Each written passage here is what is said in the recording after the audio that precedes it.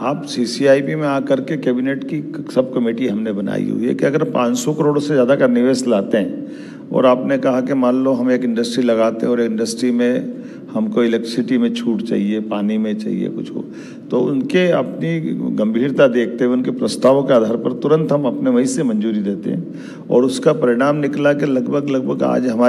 मेरे आने के बाद में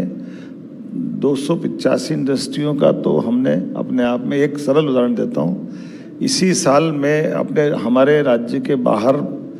बेंगलोर में BEML के पास हमने रोड शो में रेल कोच बनाने के लिए उनका तरफ से ऑफर आया था।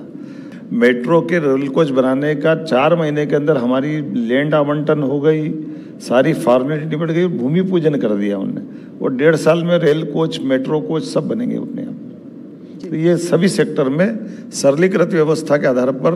सिंगल विंडो सिस्टम के अलावा भी पॉलिसियाँ इतनी सरल है कि हमको उसमें तुरंत हमारी लैंड बैंक के और ये सब के कारण से, मैं जब ये अपनी विदेश दौरे में गया तो कई लोगों को वहीं लैंड आवंटित कर दी, जहाँ होते वहीं से कोई दिक्कत नहीं है। लेकिन माननीय प्रधानमंत्री जी के विज़न के आधार पर हमने कहा कि जैसे लाडली बहनों को हम राशि दे रहे हैं, अभी हम 1,500 तक देंगे, पुरानी योजना बंद नहीं की है, लेकिन हमने कहा कि अगर वही लाडली बहना हमारी रेडीमेड गारमेंट्स की इंडस्ट्री में जाएगी तो 1,500 या 3,000 में इसको 5,000 रुपया हम जोड़ रहे हैं अपनी तरफ से।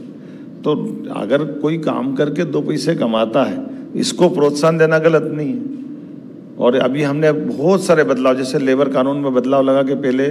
हमारी बहनें रात को इंडस्ट्री में काम नहीं करती है, हमने संशोधन कर दिया। जो जरूरी जिस प्रकार से औद्योगिक घरानों से,